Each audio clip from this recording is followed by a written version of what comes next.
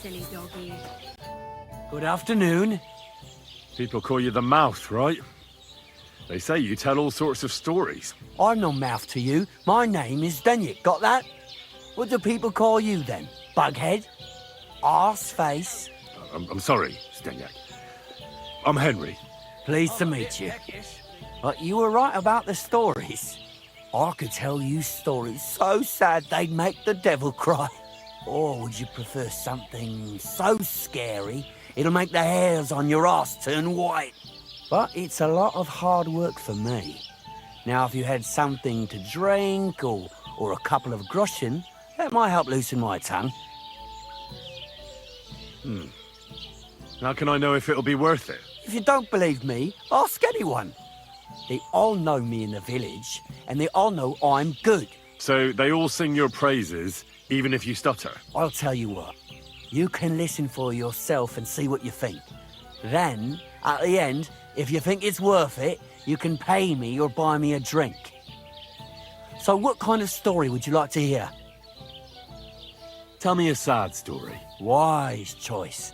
Nothing better than a nice tragedy. What's more, when people cry, they get thirsty. So then they need another drink and sometimes buy me one too. So, once upon a time, there lived in these very lands 2 brothers. The older was called Kuba, the younger, Matthias. They were both woodcutters, like their father and his father before him. One day, at the height of summer, they were working in the woods. The air was as hot as a furnace, so Matthias went to a nearby pond to cool himself. But as he was leaning over the cold water, there was a loud splash. His axe had got loose from his belt. In haste, he began to search the muddy bed of the pond, and his hands soon touched something hard and heavy. He pulled it out and could not believe his eyes. He pulled out an axe. Yes, but not his old one. It was an axe made of pure silver. Good God. I'd grab that without a second thought. Maybe you would, but Matthias would never. He was an honest man, and with a big swing he threw the silver axe back. He searched the pond again, and this time he pulled out his own axe. Nothing but dull iron and old wood. I reckon that was the right choice. Who knows who the silver axe belonged to? Well, quite. Listen on. Matthias was just about to leave when suddenly a water goblin came out of the pond, silver axe in his hands, and he said, "You're a righteous man, Matthias, and for your honesty, you may keep both axes." Matthias, not hanging around for the goblin to change his mind, took up both axes, gave us thanks, and ran to tell Kuba all about it. Kuba, however, was not best pleased with his little brother's fortune. He deeply envied Matthias for his newfound wealth. So, he set out to try the same thing. He ran as fast as his legs could carry him straight to the pond, threw his own axe in, and began a pretend search for it. Yet Kuba had no luck. He pulled out the axe he'd thrown in himself. So he tried again. Tricked by sunlight, he grabbed something shiny, only to pull out his old iron axe again. Enraged, he hurled his axe back into the water and yelled, "Fuck this axe! I want a silver one." But the water goblin heard his shameful cry and was greatly upset by Kuba's greed. So, when Kuba reached down into the water for a 3rd time, the water goblin seized his hand, pulled him down whole to the dark depths, and drowned him. Oh, that's so cruel. I feel sorry for Kuba. Aye, and so did Matthias. He went to the water goblin and begged for his brother's body so he could take him home and bury him. But the path back from the pond led over a steep hill, and carrying the weight of the waterlogged body exhausted Matthias. He stopped to rest by an old oak tree, and he used a silver axe to cut off a branch that would serve as a walking stick. But it wasn't enough. Somehow, it was still getting harder to continue up the hill. Then Matthias realized it wasn't his brother's body that was weighing him down. It was the silver axe. The axe was the cause of all this trouble. So he started bashing the silver axe against the big stone with all his might, trying to destroy it. Yet no matter what, he couldn't even make a dent. With the last of his strength, Matthias climbed to the top of the hill. He knew he could go no further, so he found a pretty spot with a view over the valley and dug his brother a grave. There, he buried both his brother and the silver axe that had brought such pain upon them. His final act was to stick the oak branch in the ground by the grave. But lo and behold, the branch grew green leaves and became a tree. The locals have had no dealings with the water goblin since then, but some have had the bad luck to bump into him. And when you walk by the pier, where it all happened, you can still hear his chuckling.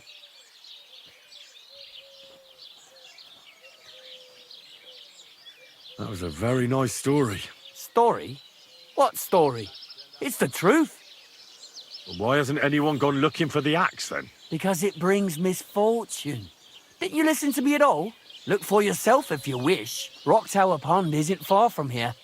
The Water Goblin's pier is somewhere among the reeds. But leave me out of it. I'm fine here with my drink. See you later.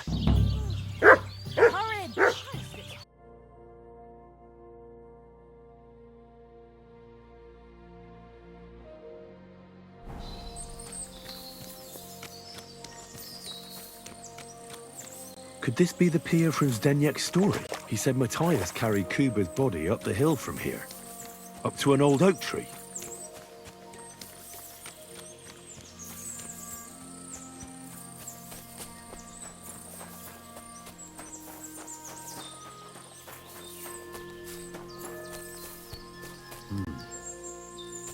Well, there really is an old oak tree here.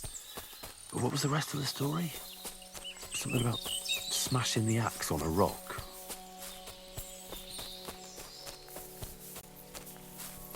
This could be the rock from the story. I'm on the right path.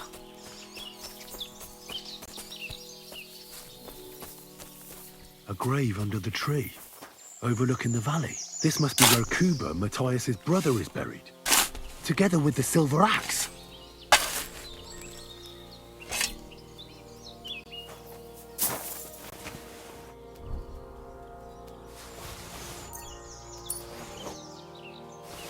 God in heaven.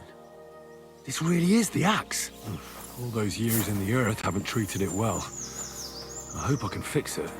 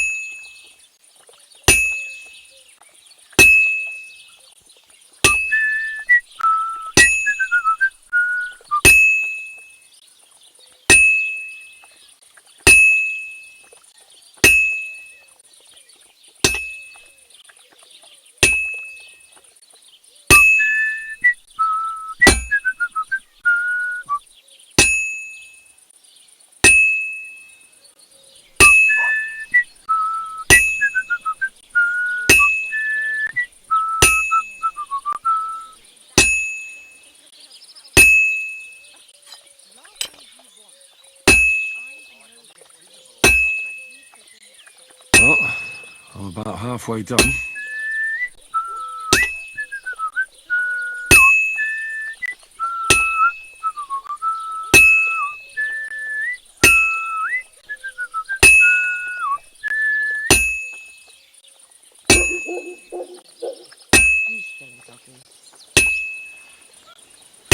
needs heat. It's cold.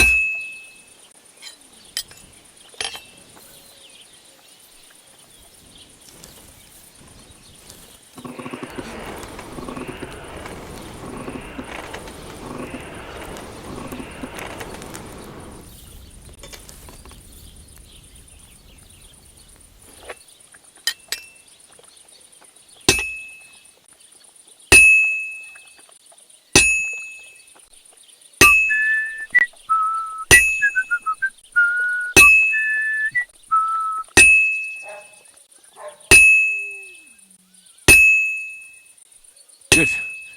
This won't take long now.